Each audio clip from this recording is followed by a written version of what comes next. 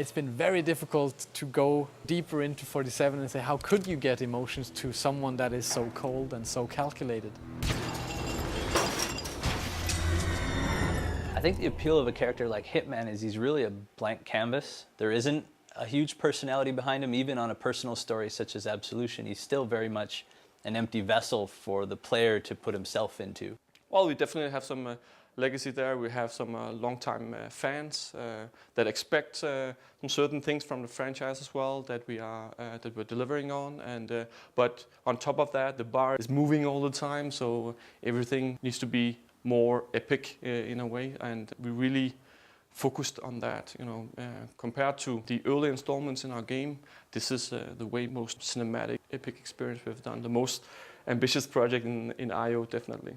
I think with all the Hitman games, you sort of enter this universe, and the rules of that universe aren't necessarily the ones that you live in, and you can sort of acclimatize yourself to that and live vicariously through them. We started up a very small concept team on Hitman 5, as it was called back then. We were told basically that everything was allowed. We kind of did 4 games in a row that was very much an evolution of the same game, you could say. They got kind of beefed up more and more, and kind of features got added, but still the general approach to the game was the same. So we wanted to see how much could we kind of tear apart everything and kind of rebuild all the features, the mechanics, and the way that we did level design and storytelling to something that was an improvement of what we had. The very start of the project is very hectic and creative. It's a wonderful time to be a concept artist because it's all about crazy ideas. We don't really know where we want to go yet. The story hasn't been defined. Everything is in flux. For us on the Absolution team, it was kind of a new approach that we had quite a lot of time and we had quite a lot of effort going into the very early stages with the story. So for Absolution, we wanted a more personal story, and we wanted it to revolve around 47 himself and him driving the story forward. We have this central character to the franchise, which is called Diana Burnwood, which has been with him through all the games. And the first thing that we do is to tell 47 that he has to go and assassinate Diana. She's been betraying their agency, and she has broken out. She's taken this girl called Victoria that is very important to the agency, and 47 has to go and kill her. 47? So this is the first mission that you encounter as a player. Naturally, there's a lot of questions from the hardcore fans and the community to, okay, this is a very strange step for us to be taking, but it's also, if you look at it from a dramatic point of view, it's incredibly hard to take a character that basically has no emotions in what he does and say, how do we make this character have any kind of emotional response to something? And taking something that is very close to him and kind of exposing that is a way for us to also shake him up a little bit. It's a personal journey for Agent 47, and you really get closer to him and you really learn more about him.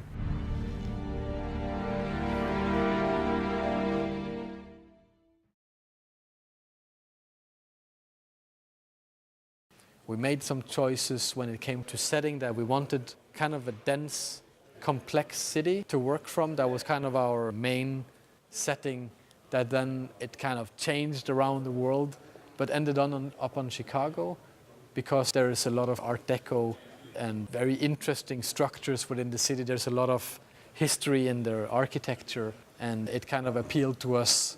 Every level starts with a brainstorm where you have an idea.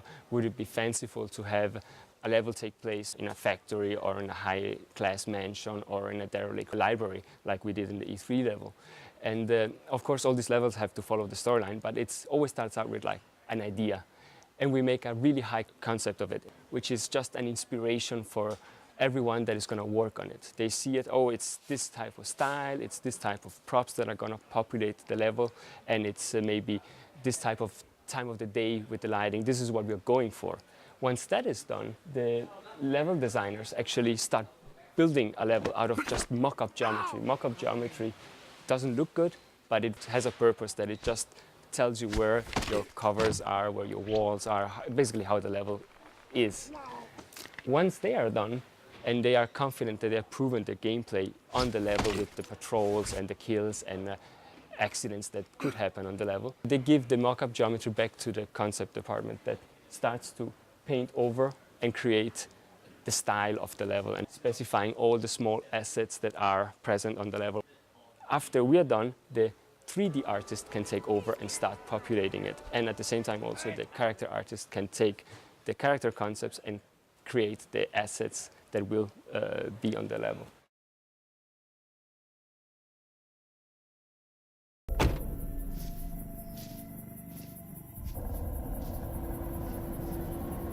Wade. I heard you. You want me to snatch some chick? Man's gonna call you, tell you how to find her. She's in hiding somewhere. You got that? That's a lot of hassle for one chick. She must be special. One of the things that we really wanted with Absolution was to make some characters that were more, they had more personality and they felt more, maybe not real as such because they're kind of outlandish in their own ways, but at least they feel like some kind of character types. Look, you get me 2.5. There's a large number of, you could say, main characters that are more or less targets through the game, and then there's other characters coming in kind of from the side, becoming targets as 47 goes through the story.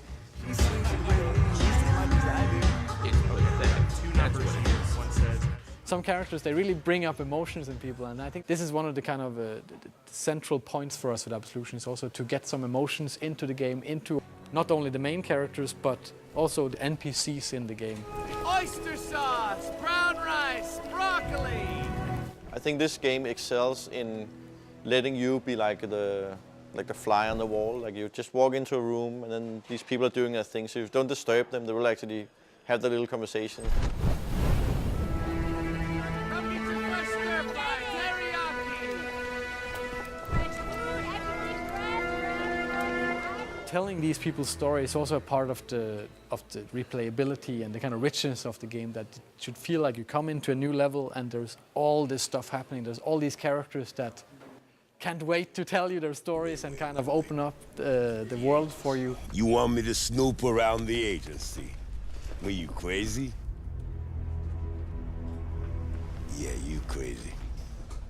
We have some clear restraints about disguises. That's a very central part of the gameplay in Absolution. So we have to communicate very clearly that 47 can take this person's clothes on and it has actually a meaning for the level.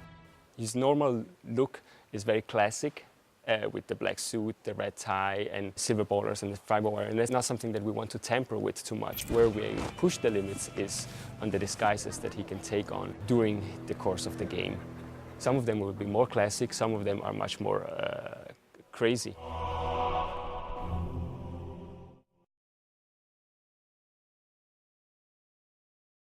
When it comes to inspiration, we're very inspired by movies in general. I think there is a big love for movies on the team. So taking those elements and using them within the levels, you can say consciously or not, is something that we're constantly doing. We have these kind of what we call the driving montages when he goes from Chicago out until Hope, which is inspired by classic road movies. And it's giving 47 kind of a different side. It's adding to his character, that he's doing things that you haven't really seen him doing before. Can you talk? You're not gonna believe this. Tyler asked me to go to California. The script has gone through a lot of revisions since I've been on the project. When I first came on, it was written mostly in-house and by one of our main dialogue writers, and a lot of scenes were being rewritten by Tor himself. Our creative director stepped in at one point and wasn't happy with some of the scenes, so we ended up farming the script out, and it came back and it matched the gameplay, and we were really happy with the new version of the script. We got to LA to shoot it. We broke it down into the different scenes, of course, and got ready for shooting. And once we were in LA and we had the actors on set reading the dialogue, we also found a lot of moments that we could plus with just a little bit of interplay between the characters and build the scenes up a bit more than just straight off the page. then once coming back, so many changes in the gameplay and some levels being cut and some new ones being added. The story had to follow along, so some story moments got changed and revised and some got cut completely. The animators could change quite a bit by changing like arm movements and lip sync and stuff like that, but sometimes we had to redo like full movements, and then of course we'd go down in the basement to the mocap studio and then re-mocap stuff. And there's also like brand new scenes that came up that would be redone. I think all manner of changes are very normal for the gaming industry. It is oftentimes a bit of a trial and error process because you have an idea, but until you can really see the idea on screen, it's difficult to say, yes, that's exactly what I had in mind. I think the amount of changes that we had on this project are not normal for a typical project, but of the complexity of a Hitman game, I think it's a sort of par for the course, because it is a very challenging game to make. We're not just making a shooter and we're not just making a stealth game. There's a lot of moving parts to account for, and it's a very tricky balancing act. We have some really talented guys that just like cranking out page after page after page of really, really fun dialogue. And we all have this sad feeling that, you know, it's only going to be maybe 10% that will really get all of it, because this is made for the hardcore Hitman people that actually do play it that way. Because, I mean, if you just run in, start shooting a gun, they'll all react to that and they'll start shooting back. You'll never hear what stories they have to tell. So I think that's one of the layers, is you can play this game, you know, come in and say, you know, I'm just going to run through it with a gun and just shoot my way through everything, and you will have this experience. And you can say, you know, I actually want to spend some time here, and then you get this experience, and you can say, I want to spend a lot of time here, and there'll be like, you know, massive experience waiting in terms of what you can do, all the ways you can get to the target, and the stories you'll hear. You should transfer the goddamn Sorganash. Hey, we need to make sure we got everything secure. Area secure. No sign. We've been trying to kind of pin down what kind of story it is, and you can say in one way it's kind of like a road movie in the way that 47 as a character, he is kind of charging through the different scenarios, and he is just doing whatever he sees fit to take him to the next place and to find out whatever information he needs to do or whoever he needs to deal with in that location. We've spent a lot of time developing the story and tying it very close to gameplay and taking the user on a journey.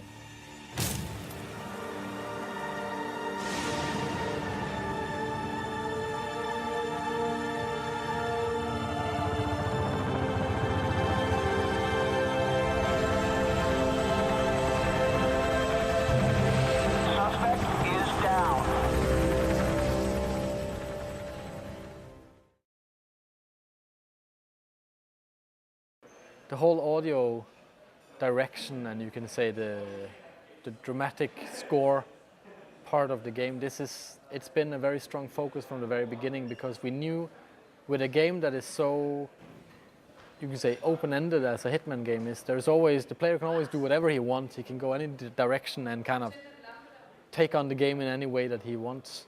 We have to have a very dynamic, you can say, music system that supports a dramatic experience no matter how you want to play the game.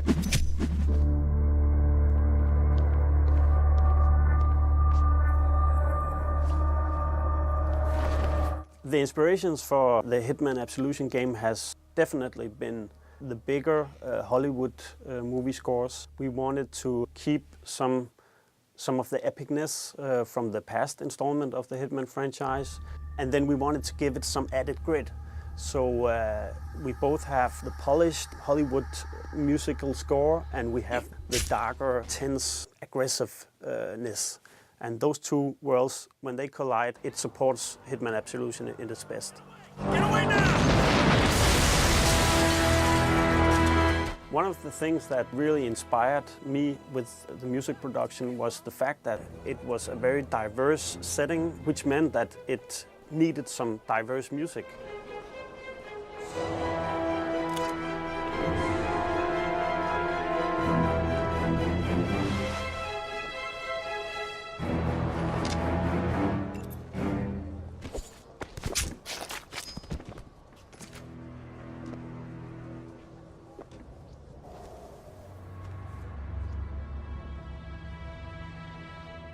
We are working together with a very good sound team here in IO, and they are, they're really good at understanding how to fit every little bit of music element with the AI. So you obviously have a main score, but they are very capable at breaking that score down in different tracks that are either very ambient, like the AI, or action-based or fast-paced tracks, and they really understand how to blend these seamlessly.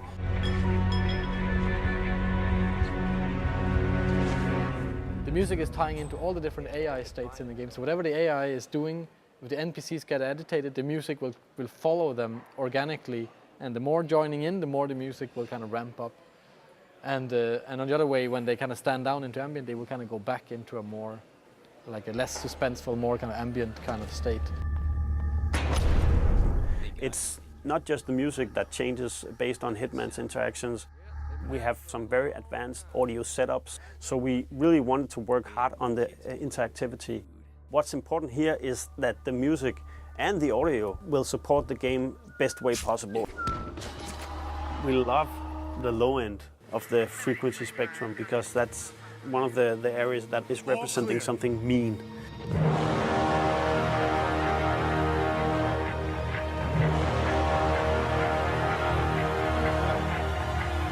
So we pay a lot of attention to actually the whole frequency spectrum within the whole audio production. So it's not just a lot of audio getting thrown in there.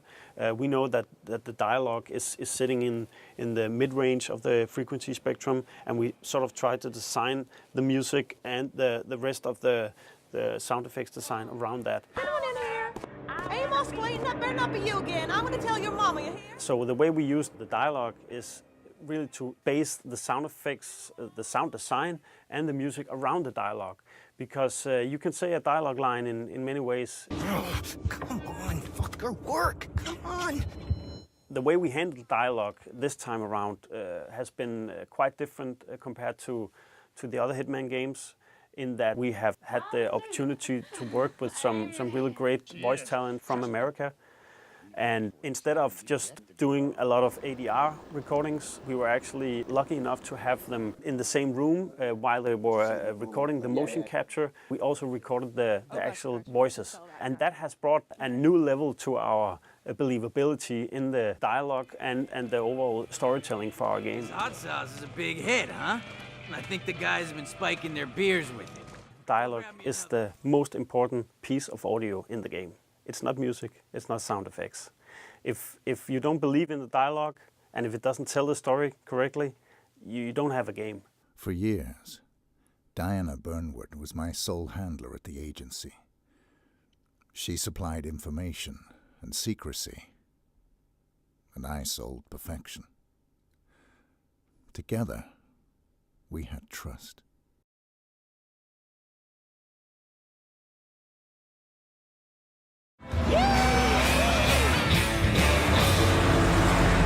The ambition with the cutscenes is to make every single scene interesting enough in itself as something that the player would want to see. You can watch them, you get like an introduction to the level, you understand the characters a little bit more, and then you go on with the game.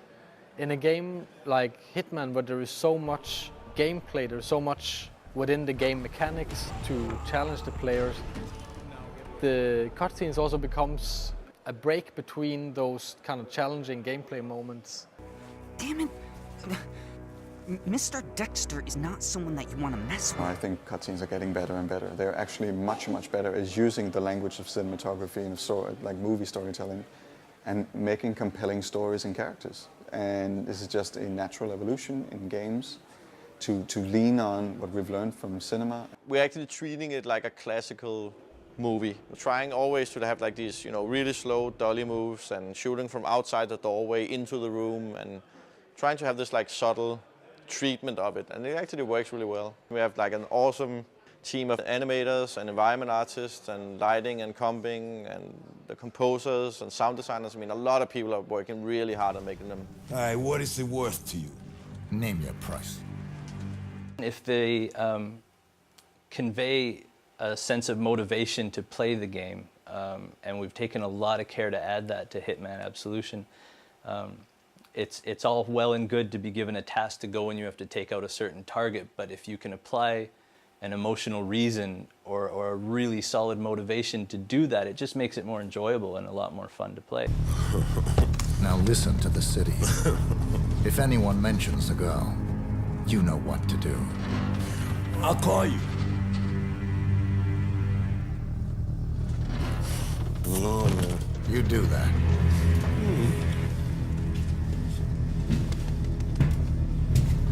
We started out wanting to do motion capture and then do voice acting separately and kind of combine it. This is a classical way, at least for us, to produce cutscenes. But we were allowed to hire real professional Hollywood actors and do the performance capture, which is basically doing motion capture, facial capture, and voice at the same time. Mr. Travis, you know this is my prayer time. The basics of motion capture is that we have a series of cameras placed around a room, and they record optically these little markers that are placed on actors. And it triangulates the data in the space and records movement, and we cover the actors with all of these, and we can tell where their arms and legs and torsos are in space. And that gets applied to the skeletons of the characters. Where performance capture comes in is similar, but on a far more subtle level. We had a helmet-mounted camera and used that as reference for keyframing. You have to marker up the face. There's a lot of micro movements that get captured, and that goes through a similar process, but it usually requires far more cameras to pick up the smaller dots and the smaller ranges of movement. Also with ours, it required a soundproof studio, which Giant had, where we shot, so we could have the actors' voices synced up with their movement and just get a more believable performance out of them. That was really important to us. And then we can get usable in-game audio while they're performing. We found him. Okay, people, listen up. I'm giving a green light on this operation. I want 47's head on a platter in front of me ASAP! Sir, don't you think that our priority is on reacquiring the girl right now? No, Jade. First, we neutralize the rogue element that started this mess. You don't know where she is. Trust me. We get 47. We get the girl. We can't afford to fuck this up! The casting was a decision that was made through a group of us. So it was myself, Tor, our game director, Tom, our PR manager, and Jamie Mortellaro, who works with Technicolor, who helped us through all of this with audio recording and setting up the mocap shoots. Some of the actors that we used, Powers Booth for Travis, Marcia Thomason, Isabel Furman, Larry Cedar, Vivica Fox. Mary, Mother of God, we confidently undertake to rebuke the attacks of deceits of the devil. We had 2 utility actors, we called them, on set, and they haven't been brought up a lot in the background, I think, because they're not well-known names in acting. It was Shane Stevens and Colleen Foy. Even the actors on set were just in awe of them. They were incredible, and they were couldn't have done it without them. It was quite interesting because I feel that a lot of these actors actually feel like this is like a new unexplored territory. They can play around more because it won't have their likeness, like it will just be some character they're playing. So they feel, I think they're more liberated and have more fun with it because it's never gonna be, you know, this is my face on that character. Many of them have never done performance capture before. So they would see the screen where they would see a live feed of their characters from the game. All of a sudden they were the character that was written from the script that you've been working with. So that was quite an amazing experience, not just for us, but for them as well. Mercy! Mercy! No! Wait! Except I'm supposed to say Travis is obsessed with me. But I got one more thought. Mm-hmm. Just a few more. A couple more arm. Me? Okay, yeah, just a couple more of those. The actors did have a lot of good suggestions, and they would say, this feels like out of character, and we'd be like, that's true, and we had a lot of back and forth. So we spent quite a bit of time on working with their voices, on getting a little deeper into the characters, like giving them some layers to the performances. The physicality and the origin of it is very much on the actors' shoulders, but from that point on, the animators' involvement in it shouldn't be really sold short. They add a huge amount of emotion and of physicality and everything to the scene. I think people will pick up on the uniqueness of the characters and the strong personalities that we put into them. And I hope that you can still see through, even though we didn't use likeness of the actors, that you can still see some of their mannerisms and their takes on the villains or the heroes of the game. You know your place. Well, I like that in the barber. There's a convergence where the line between cutscene and gameplay is blurring, and it's a major goal for a lot of AAA games, is to have it as one fluid experience and not take the user out of the gameplay and really immerse them in the story and the characters and the universe that we've created. We've all been through it. I got your back. Don't worry about it. Yeah, thanks. Not again. We really wanted 47 to feel like he was unstoppable and that he was reliable. So as a player, if you control him, you could rely on him to perform the actions you wanted. And that if you screw up, then it's because you screwed up yourself, not because you couldn't handle the game or you didn't understand what 47 was capable of. We basically had to build up all the mechanics from scratch. So in a good way, we could then assess them and take things like very central features like the fiber wire mechanic, which was pretty iffy in all the games. It was, our fans, I think they refer to it as the dance of shame. It's like when you kind of dance around someone with a fiber wire getting into a crouch and up and trying to get into the sweet spot behind the guy. It's not, it doesn't make you feel like the most powerful assassin in the world. So we say, okay, fiber wiring someone should be easy. It's getting them in the right spot that should be hard. And this was more the approach to the whole mechanic side, that you should feel like a great assassin, but it should be about containing the situations that is the challenging part of the game.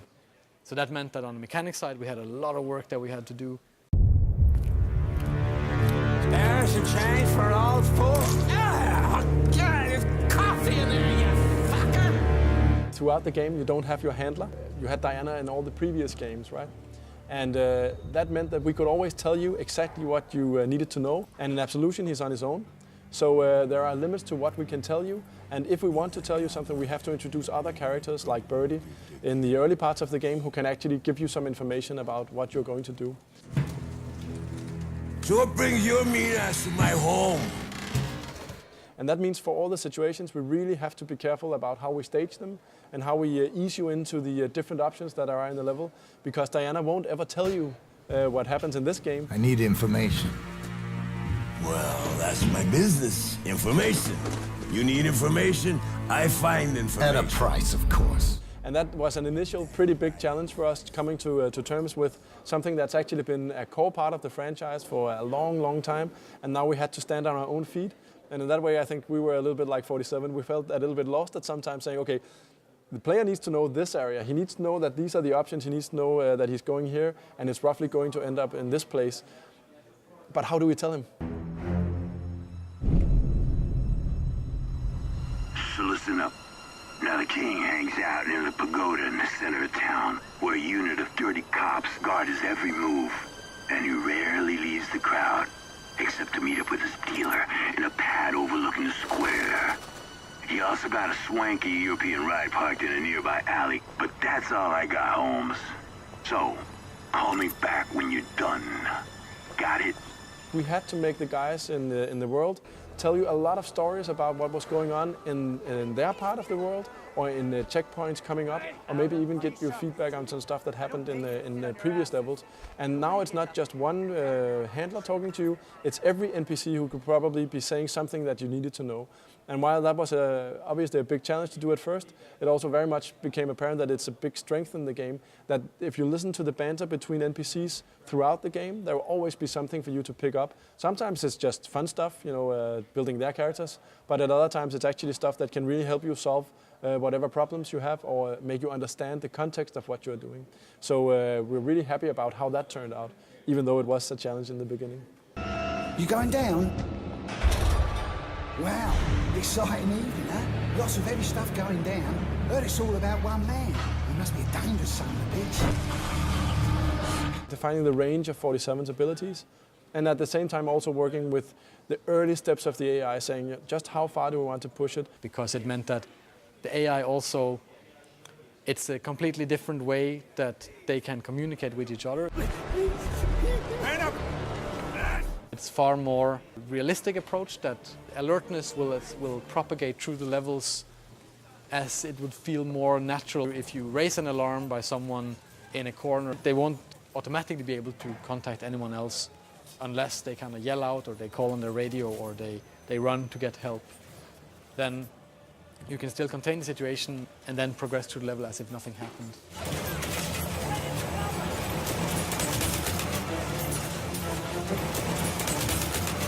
So early on, getting really focus on responsiveness, making sure that he was nice to control, that you had a very, very good feeling when you control 47, and then starting to understand what does it mean to be unstoppable.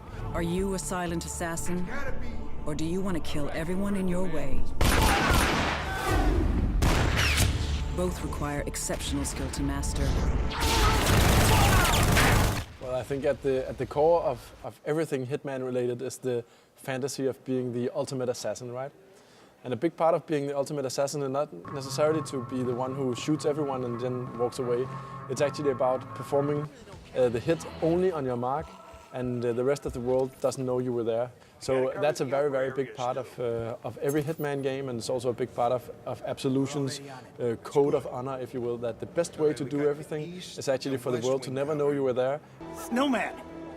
But then, on top of that, there's the experimentation side where from that very smooth, very precise hit, you can transcend into madness, right? And the grayscale in between is actually where I also think a lot of the enjoyment of the franchise lies, that you try to aim for perfection, something goes wrong, and then you have to deal with all this stuff that happens. So I think the fans are looking for ways to try to aim for perfection, and then I also think everyone secretly hopes that there's also this room for error, which is also pretty fun. When we first got in the lethal throwing feature, when you could throw certain props and they would take out characters, that became an instant hit on the team, and everybody was trying to see if they could make it through the entire game just with a screwdriver or an axe or something like that. So yeah, it's full of moments like that. You can play it however you want. There's a huge stealth fan base that we cater to. They want to sneak around and take out the target and slip away unseen. And there's also a large group of people that want to go in guns blazing and get into a huge gunfight with car crashes and explosions and buildings on fire, and you can have all of those things. And that's what I mean when I say it's very much a blank canvas for you to paint however you'd like. One of the things we do on the team is that we actually get user sessions almost from the get-go. The second we have something playable, which we aim to do very, very early in the project, is also when we invite the first users to come and give feedback on what they're experiencing. The world is completely gray and you don't always know what you're doing, and still we manage to get a lot of good feedback from guys. Are we hitting the marks? What don't they understand when they play the game? What do they understand? What do they like? Maybe they just want to chill, They don't want to chill! Everyone wants to chill! Whoa, freaking out, dude! In the beginning, it's more one-to-one sessions, really getting into the minds of people. And later we ramp up and we have more people coming in and playing. It's more a broad perspective, getting, balancing right, getting the difficulties right, getting an understanding of different player types. So we invite old fans of the franchise who've been playing all the previous titles and know everything there is to know about 47. And we also get people in that haven't heard about Hitman at all. And then we get them to play it to see, okay, where is the barrier of entry? Is it too hard? Is it too easy?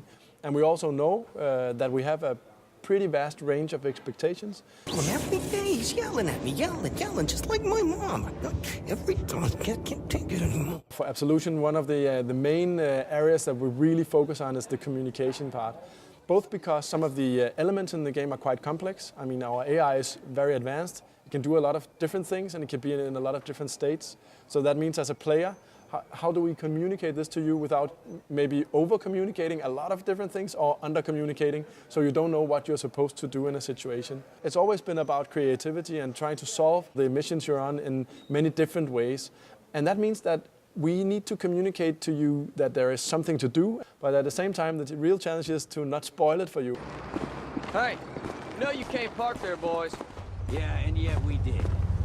The technology that was made for the first Hitman game also laid the foundation for every other game we did up until this point.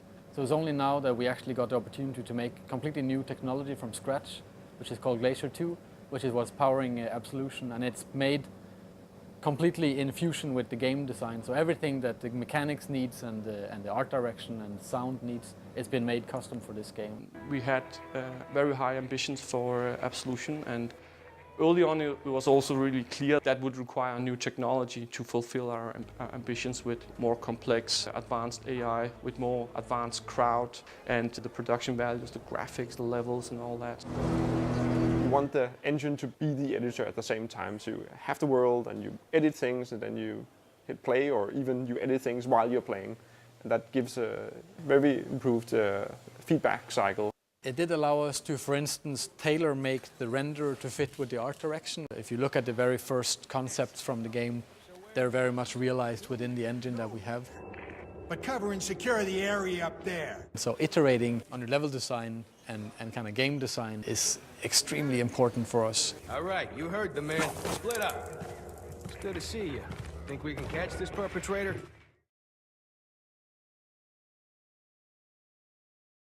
The alpha stage is the stage where everything comes together. You've done your pre-production, you know what 47 is able to do, you know what the AI is able to do, and now you start piecing together all the levels, building them first of all, getting all the assets in, if not polished, but they're in, right? So you know what people are saying, what characters are there, what weapons are there.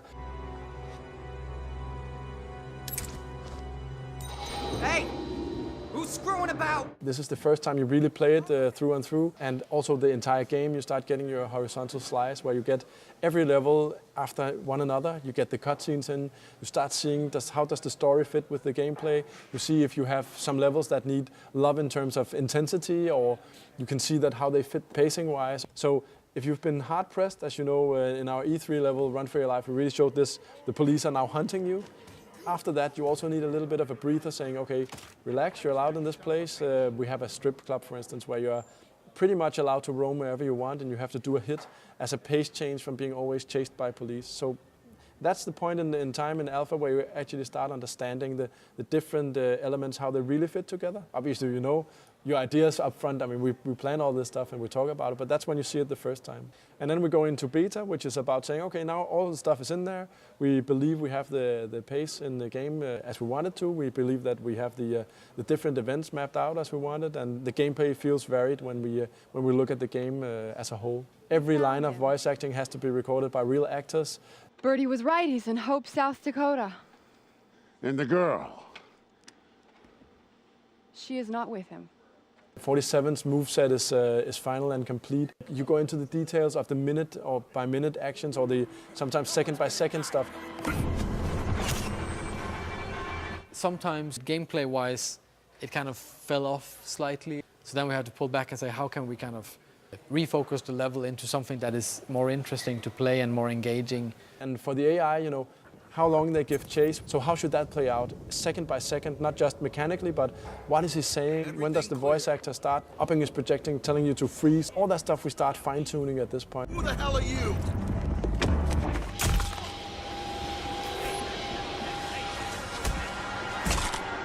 And then it might be something with the lighting, it might be that we need to add some rooms, even subtract some parts of the levels that didn't really serve a purpose with the gameplay that was changed.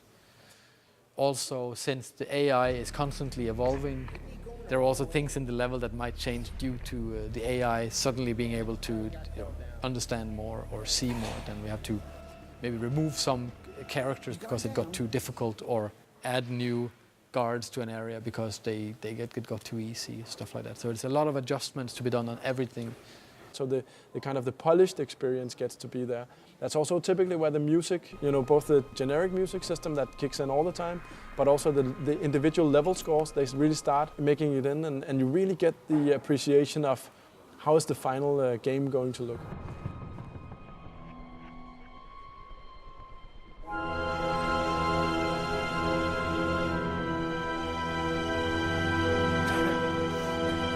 At this point, it's about understanding the entire thing, the whole, if you will. So the connection between how the AI is working now, how 47 is working, how the levels are coming together, what the player understands at that point in the game, how good is he at this point in the game, you know. Because we constantly have to raise the bar a little bit, make the game a little bit harder. As you progress, you start understanding the game better, right? So at the moment, we're really trying to understand, you know, at what point in the game do you understand these concepts completely, and we can start playing with them or turning the tables on you. So balancing it and also saying, okay, we focused very much on one difficulty level, now it's focusing on all difficulty levels. So making sure that the experts really get their match, and also making sure that people who maybe just be there for the story, that they also get a good and meaningful experience.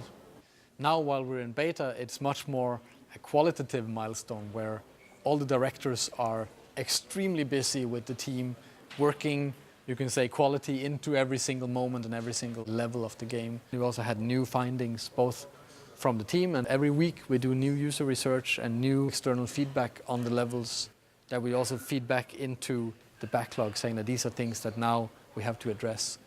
We have a number of levels every fortnight that we put into focus, and then from a direction point of view, we will set some high-level goals, and then during those 2 weeks, the teams in those levels will be working very closely with the gameplay director, art director, audio director, and myself in finishing off those levels into a proper beta stage. And then when that's done, we will move other levels into focus, so we'll get through everything in this kind of beta phase. It's a negotiation who has to cover certain kind of story gaps or transition difficulties, you could say. I would say, okay, the level guys would say, oh, we'll deal with that in the cutscene. The cutscene guys say, no, it's not going to happen. We can't do that. We don't have any facial. We don't have the scene itself. Whatever reason, it might be too expensive, or we don't have time. Then it's okay, fine. What do we do? Do we do it with the GUI? Do we do it on the level itself, just making a sequence that leads up to it? So these are all negotiations that we'll have to take with the team and finding the best solution. Of course, everybody just wants to make something that is great. So they're trying to kind of push themselves as far as possible, but I mean, sometimes it's just beyond the breaking point, right? And I mean, we also want a team that can survive the entire beta phase, and ourselves included. It's just wasting our time, to claiming it fixed all the time. They have to check it in a build to see that it works, not in the editor.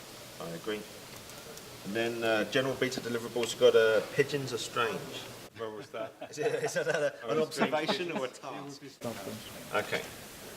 Pigeons Are Strange, when you're a stranger. Everyone is working long hours to make the game happen. It's a point in time where most of us are actually pretty tired. I don't know if I look sleepy, but most of us are actually.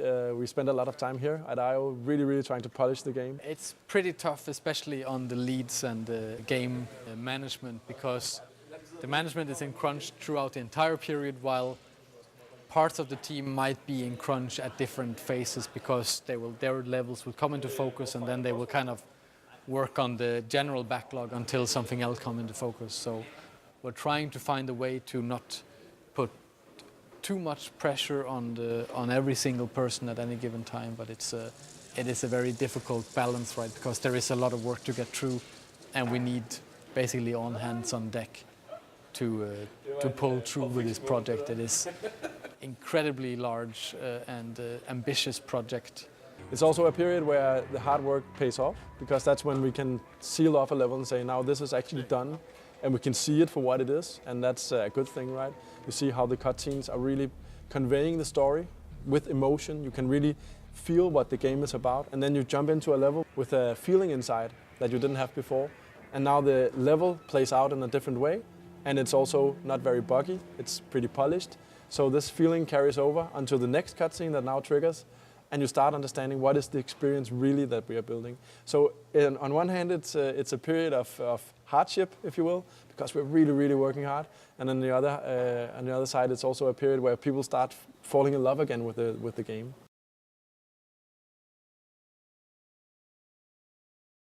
There needs to be a lot of exposure and a lot of, you can say, buzz around the game, and that's the kind of PR and marketing and sales part of it, but you can also say from a creative point of view, actually showing the game to someone external and getting feedback on that is extremely valuable for us.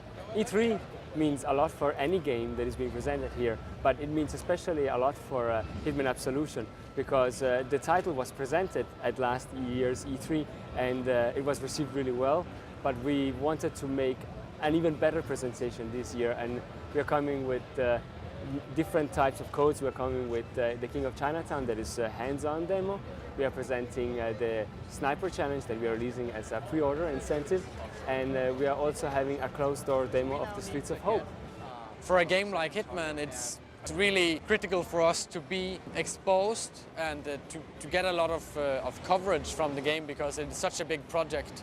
We're here because it's the biggest show in the industry calendar, and it's going to define how successful we really will be. It's a great, almost litmus test for the press and for the retailers when they see your product alongside every other product. You know, they move around this show over the 3 days and they'll see everything the industry has to offer. I think you have to be at E3 simply because that's where all the key influencers are. So you have all your key media, you have all your sales guys, you have everyone who may have an interest in your game apart from consumers are here. So everyone needs to be here just to show off the game, just to get a lot of buzz and a lot of coverage out of this thing. It is the biggest media event of the year, definitely, for anyone. Last year was an amazing E3 for us. I think we kind of came a little bit of an underdog. People didn't know too much about us. We didn't know what we had to offer. I think we surprised a few people, winning 19 awards, 50 nominations, and in many ways it put us on the map. You know, the guys worked really hard to put that piece of code together, and we worked really hard to show it to people in the right way. You know, we did press events off-site on Catalina Island, and we really went to a lot of effort to kind of make our first impression a strong impression. And yeah, it sets a high bar for the second E3. You know, and I talk a lot amongst the team about how your second E3 is the difficult E3, you know, because it's the year where you're a known entity, a known quantity, and in many ways the press are looking forward to seeing new things at this show, you know, break-in products, brand new products. And when you're known and people kind of have an expectation about what you are, it's very hard to come in with the same impact and surprise and excite in the same way, and yet you need to. Again, as I said, it defines how successful you're going to be. So yeah, a lot more pressure and a lot more work, and we think really carefully about, you know, what do we show and how do we show it. Right, so we're here at the Square Enix booth. We've got the huge screen here that's going to have the trailers on it. And then we've got all the artwork all over the place. We've got some customized headphones as well, which are really actually quite cool. They're still setting up now, so there's loads of people around, boxes and bits of tape and all sorts of stuff. But yeah, so this is the theatre. This will be showing a different level to what we've got out there. And we've got 2 meeting rooms set up, one with Tor Bluestyle, the game director, and Roberto Marchesi, the art director as well. They'll be in each room, and all the journalists will be coming back here in the next few days to have a chat with them, basically. I can show you the meeting room as well, I think. If you watch out for the cables.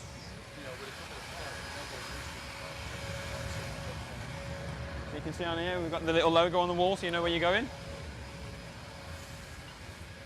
And it's the most air-conned room you've ever been in. It's extremely cold. We've got the trailer running and of course the seats there to sit in, and the same artwork on the wall as well. That's pretty much Hitman at E3 so far. I have a little office in the back of the booth where I think I'll be spending most of my time in here. I won't be seeing any of the glitter on the floor. Oh, the next few days are going to be extremely packed with interviews and presenting the code to journalists, and it will be very intense. I'm going to do tons of live shows, IGN, Machinima, etc. Obviously just to talk about our new game. I'm really, really excited about that.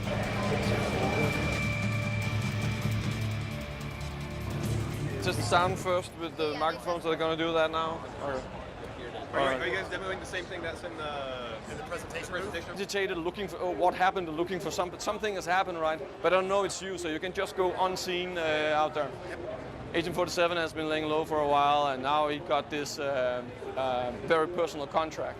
Now he works for the agency, ICA, and his handler is Diana. That people that know the franchise would know her, Diana Burnwood, and he actually gets contracts to kill her.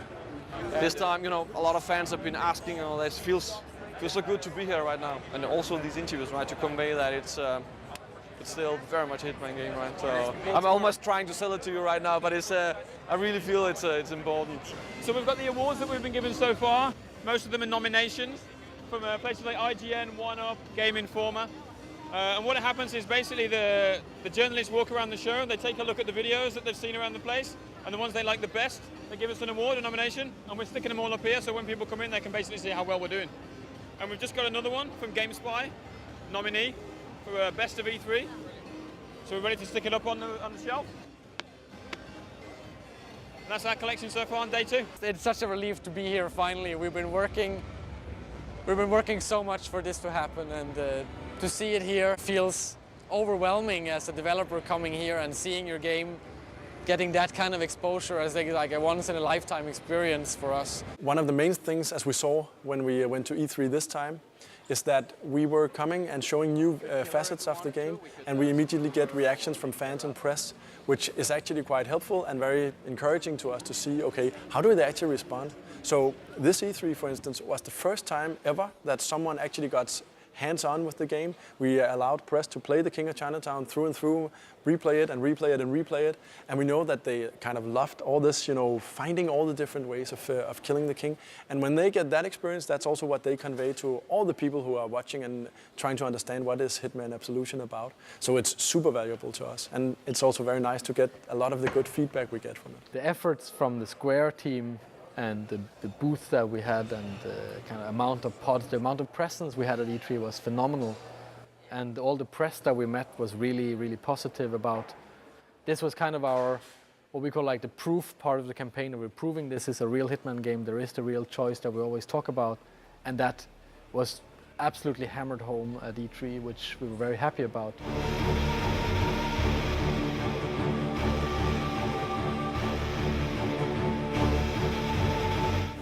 Well, we're here in Cologne to show off the last missing piece of Hitman Absolution to the press, which is contracts mode. There's a lot of journalists in here right now. I think 270 journalists from across the world, so pretty exciting. It's super exciting for us. This is, we believe, what we call the exciter of the project. 10-4. Someone bring me the blueprints for this place, for Christ's sake. You always need something new and exciting when you release a game that will make people talk about it. And we've been showing off things that are more or less like the old Hitman games, just kind of expanded upon everything. But this is something that is completely new and hopefully something that will knock their socks off.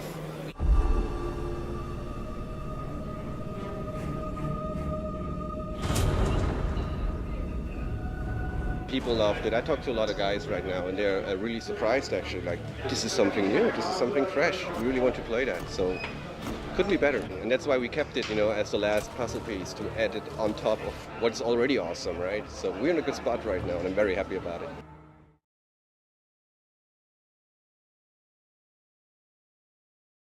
I think it's definitely one of the leaders in providing a cinematic experience, absolutely. I think what we pulled off for the cutscene shoot, I don't think has been done yet for games. So the amount of actors that we had on set and the amount of footage that we recorded for it.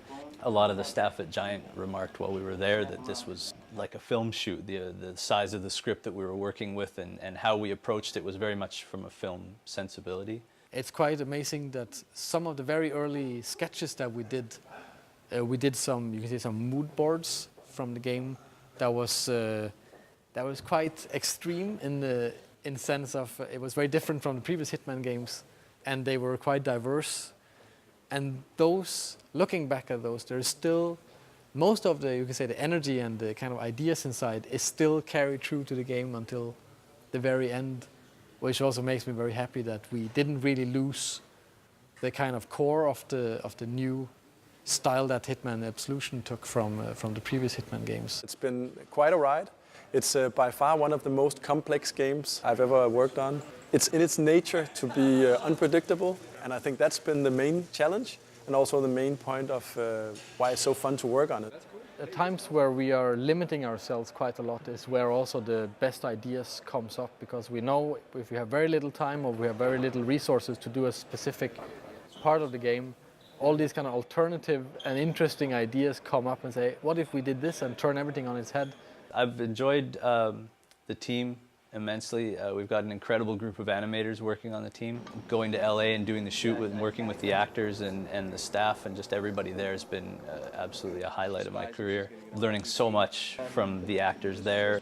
We couldn't have asked for a better cast. Everybody was so interactive, and when their shot was over, they didn't just leave the set. They were there and joking with everybody, eating lunch with the whole crew, and it was just an amazing opportunity.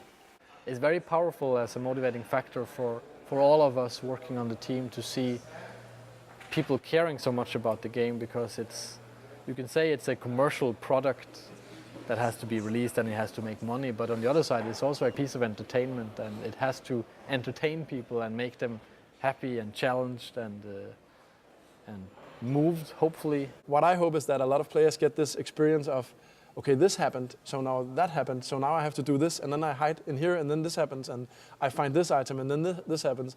And that they really understand that at this point they are playing a game that is their own experience. I think of it as a niche game, a game that hit the assassin nerve where you're the predator and you can sneak around in this sandbox environment and have different ways of taking out your opponent. And I don't think any of the other Assassin's games that have come up since, any of the other stealth games quite hit that just yet. So we kind of still have our own little thing which is quite unique for Hitman. Really like it when I see people doing stuff they didn't expect to do in the game. So they have plans, something happens, and then they did something unexpected. That's the best part. While you're working on it, it's basically nothing, right? I mean, the game is nothing until it's on a shelf. Then you can say it's just a dream, and it might be a dream that is more and more kind of actually being real. But unless it can actually fit on a DVD, run at the frame rate it needs to run, comply to all the TRCs, and being pushed through distribution and everything, then it's done, right? Then you can say, now let's get on with our lives, do something new.